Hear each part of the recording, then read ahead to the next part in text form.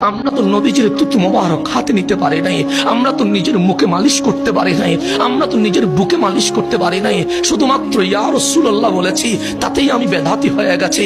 শুধুমাত্র নবীকে দাঁড়ায়া সালাম দিয়েছি, তাতেই আমাদের বন্ধু ফতোয়া দিয়েছে। তারা কি ওই বুখারীর হাদিসটা পড়ে নাই? হযরত উরওয়া বলে, রাসূল ওযু করতে লাগলেন, কানু ইয়াকতাতিলুনা, নবীজির সাহাবায়ে কেরাম আজকে আপনারা ভিড় করছেন মাহফিল শোনার জন্য।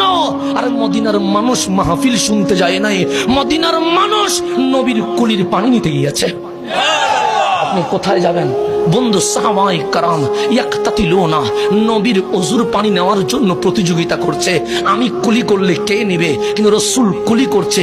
সাহাবায়ে কেরাম বলেন, নবীরে আপনারে পেয়ে আমরা ধন্য হয়েছি, আমরা আপনার কুলির পানি নিব। আমার নবী নাকে পানি দিলেন, সাহাবায়ে কেরাম নাকের পানিগুলো নিয়ে নিলেন।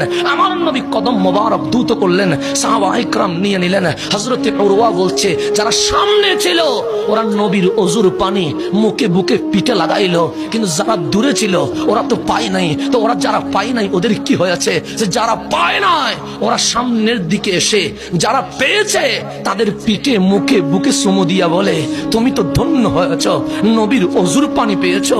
আমি যেহেতু পাই নাই, তোমার চুমা দিয়া নবীর ওযুর পানিটা একটু বরকত নিতে চায়। সাহাবায়ে কেরাম আমাদেরকে নবীর তাজিম শিখিয়ে দিয়ে গেছে।